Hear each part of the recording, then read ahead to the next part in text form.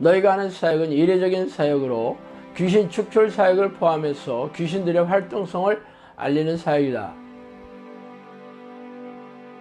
오래전 평신도 시절에 저는 영적 세계와 귀신의 존재에 대해 호기심이 적지 않게 있었어요. 그러다가 하나님의 부르는 기도를 시작한 지 10년이 지난 어느 날 천사라고 자신의 신분을 밝힌 영이 저를 찾아오는 것을 시작으로 영적 세계에 걷잡을 수 없이 빨려 들어갔죠. 책에서 소개한 25가지의 사건들은 사실 빙산의 일각이에요. 귀신들은 입을 통해서 음성으로 말하기도 하며 누군가가 귀에다 대고 말해주는 것처럼 영음으로 말해주기도 합니다. 또한 사람 안에 잠복하여 뇌를 장악하고 조종하고 모든 신체 기관을 움직일 수도 있어요. 물론 대부분의 귀신들은 자신의 존재를 감쪽같이 속여 숨어서 조종하지만 말이죠. 귀신들이 잠복하여 들어가 있는 정신질환 환자들에게서 귀신을 쫓아내면서 정신질환과 고질병을 취하면서 제 주장을 증명해오고 있습니다. 그동안 저를 찾아온 사람들은 전부 교회를 열심히 다니는 교인들이었으며 그들은 자신이 다니는 교회에서의 문제를 해결할 수 없어 전전긍긍하다가 저를 찾아오느라고 말하더라고요. 성경은 우리가 사는 세상의 왕이 사탄이고 악한 영들이라고 선포하고 있지 않습니까? 그들은 놀라운 위력과 능력으로 죄의 덫을 놓고 유혹해서 죄인으로 만들어 생명과 영혼을 사냥하는 섬뜩한 놈들이라고 밝히고 있습니다. 그래서 예수님은 죄를 부추기고 죄인으로 만드는 이놈들과 피 터지게 싸워 이기는 사람들만이 생명책에 이름이 지어지지 않을 것이라고 말씀하시지 않아요? 그러므로 귀신들의 정체와 공격에 무지한 교인들은 속아서 포로로 잡혀있으며 이 땅을 떠나면 지옥불에 던져질 운명의 셈이죠.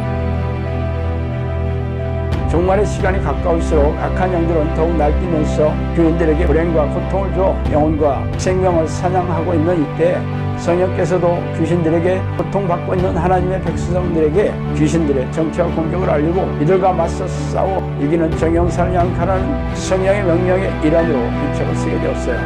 그러므로 당신도 이 책을 통해 귀신들의 정체와 공격을 잘 알고 영생을 준비해야 하지 않겠어요? 정신을 바짝 차리고 영적 전쟁을 준비하지 않는 사람들은 죄다 이놈들의 포로가 될 것이라는 것을 명심하기 바랍니다.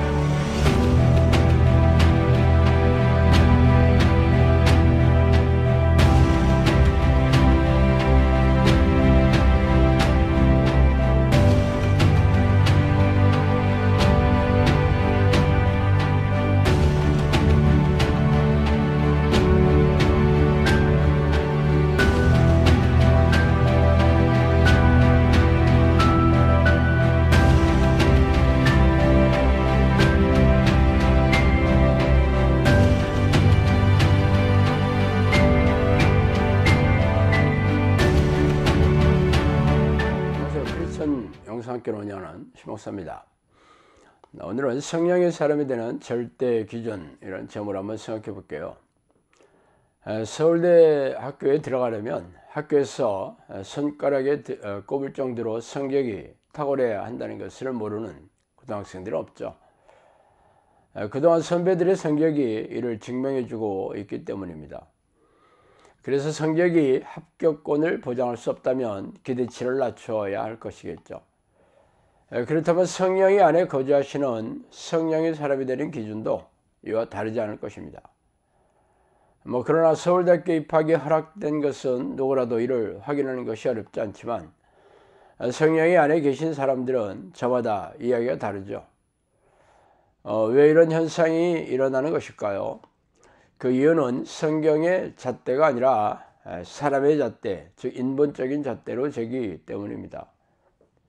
물론 말도 안 되는 주장이 아니라 성경을 교묘하게 비틀어 아전인 수식으로 해석하기 때문에 해박한 성경 지식과 이를 분별하는 영적 능력이 없다면 교묘한 말 장난에 속아 넘어가기 일쑤겠죠. 그러나 성경을 읽어보면 누구나 손쉽게 알 수 있어요. 성경에서 뭐라 말하더라도 이를 받아들이지 않고 교묘하게 포장을 해서 주장하고 있기 때문에 섞는 이유입니다. 더군다나 그렇게 말하는 사람이 신학교 교수이거나 목사라면 더욱 그렇게 되겠죠. 그래서 오늘은 성령의 사람이 되는 기준과 그 기준을 충족시키는 방식에 대해 살펴보고 싶어요. 자, 먼저 성경에서 말하는 성령의 사람의 조건을 살펴봅시다. 오직 성령의 열매는 사랑과 희락과 화평과 오래 참음과 자비와 양선과 충성과 온유와 절제니 이 같은 것을 금지할 법이 없느니라. 갈라디아서 5장 22절이죠. 그리스도께서 이방인들을 순종하게 하기 위하여 나를 통하여 역사하신 것 외에는 내가 감히 말하지 아니하노라. 그 일은 말과 행위로 표적과 기사의 능력으로 성령의 능력으로 이루어졌으며 그리하여 내가 예루살렘으로부터 들어 행하여 일루리온까지 그리스도의 복음을 편만하게 전하였노라. 로마서 15장 18절 19절 말씀이에요. 믿는 자들에게는 이러한 표적이 따르리니 곧 그들이 내 이름으로 귀신을 쫓아내며 새 방언을 말하며 뱀을 집어올리며 무슨 독을 마실지라도 해를 받지 아니하며 병든 사람에게 손을 얹은즉 나으리라 하시더라. 마가복음 16장 17, 18절이에요. 성경에서 말하는 성령의 사람의 조건은 거룩한 하나님의 성품으로 변화되는 겁니다.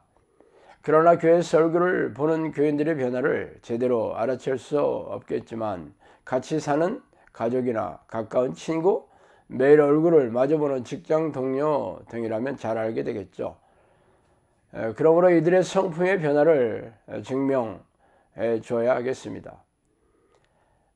또한 기적과 이적으로 드러나는 성령의 능력으로 증명해야 합니다. 성령께서 우리 안에 들어오셔서 하는 가장 큰 중요한 사역이 바로 영혼 구원이에요. 전지전능한 하나님이신 성령께서는 귀신들이 포로로 잡혀있는 영혼들을 구해내서 하나님의 나라로 돌리는 사역을 명령하시고 그 능력으로 하게 하십니다. 그러나 현대교회는 성경이 완성된 현대시대에는 기적과 이적이 필요 없다거나 귀신을 쫓아내는 것은 위험한 일이라면서 성령의 능력을 물타기 하며 교묘하게 속이고 있어요. 그러나 전능하신 하나님이 하시는 방식은 사람이 할 수 없는 오직 하나님만이 하실 수 있는 기적과 이적으로 존재감을 드러내십니다. 그러나 아쉽게도 현대교회 신학자들과 목사들은 자신들의 무능과 무기력을 감추기 위해 성경에도 없는 말을 교묘하게 지어내어 속이고 있으니 기가 막힌 일입니다. 두 번째, 성령의 사람이 되는 방식과 수준입니다. 성령의 사람이 되는 방식과 그 수준은 성경에 기록되어 있어요.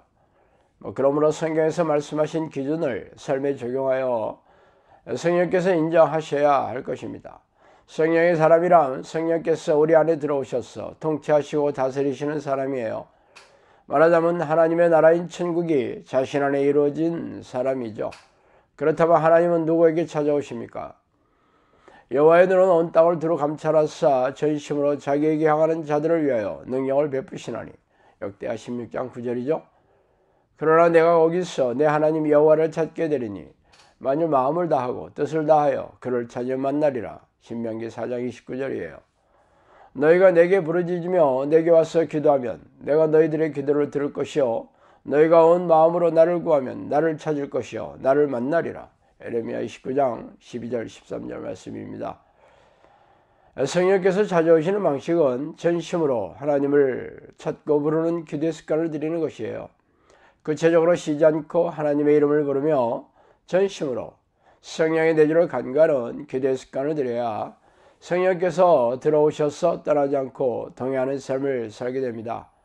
예수님을 3년 반 동안 따라다니며 동고동락했던 12 사도들도 마가의 다락방에서 전심으로 성령의 임재를 구하는 기도를 한 끝에 성령께서 찾아오셨다는 것은 여러분도 잘 아는 사실이죠. 그러나 현대교회는 선문자 영접기도에 동의하면 성령께서 자동적으로 들어오신다는 거짓말을 가르치고 있으니 기가 막힌 일이죠. 그래서 성령이 계신지 모르겠다고 하면 안에 계시지만 활동을 하지 않으니 성령 충만을 받으라는 교묘한 말로 물타기라고 있어요. 전지전능한 하나님이신 성령께서 우리 안에 들어오셨는데 아무런 활동을 하지 않는 실리가 있겠어요? 성령께서 함께 하시는 성경의 위인 중에 그런 사람이 한 사람도 없어요. 현대교회는 성령이 계시지 않은 것을 교묘하게 속여 물타기를 하여 자신들의 무능함을 감추고 있습니다. 하나님의 나라는 말에 있지 아니하고 오직 능력이 있습니다. 고린도전서 4장 20절이죠. 하나님의 나라는 먹는 것과 마시는 것이 아니요 오직 성령 안에 있는 의와 평강과 희락이니라. 로마서 14장 17절이에요. 성령이 우리 안에 들어오셔서 거주하시며 하나님의 나라가 이루어진 사람의 특징은 기적과 이적으로 성령의 능력으로 드러나야 하며 성령이 주시는 하나님의 의가 드러나서 예수 그리스도의 보혈로 죄가 용서를 받고 죄와 싸우고 죄를 붙이기는 귀신들과 싸워 이기는 자가 되는 것이에요. 그런 사람들이 성령이 주시는 절대 평안과 기쁨을 누리며 살게 되겠죠. 이런 사람들이 바로 성령의 사람이 된 증거입니다. 그러므로 당신이 이런 성령의 능력이 드러나며 당신 안에 하나님이 주시는 평안과 기쁨으로 채워지고 있는지 날카롭게 살펴보세요. 대부분의 교인들은 하루에 10분도 기도하지 않으며 대부분의 목사들도 하루에 30분도 기도하지 않아요. 기도하는 소수의 교인들도 하나님과 교제하는 기도가 아니라 자신의 탐욕을 채우고 삶과 육체의 문제를 해결해 달라는 읍수에 불과해요. 그럼에도 자신 안에 성령이 계시며 천국 백성이 되었다는 것을 절대 의심하지 않습니다. 이는 묘경이 목사들과 교인들의 머리를 타고 앉아 속이면서 지배하고 있기 때문이에요. 이들이 이 땅을 떠나 심판대 앞에 서면 어떤 재앙이 말는지 불보듯 화난 일입니다. 참으로 두렵고 떨리는 일이에요. 자, 오늘은 여기까지 하겠습니다. 감사합니다.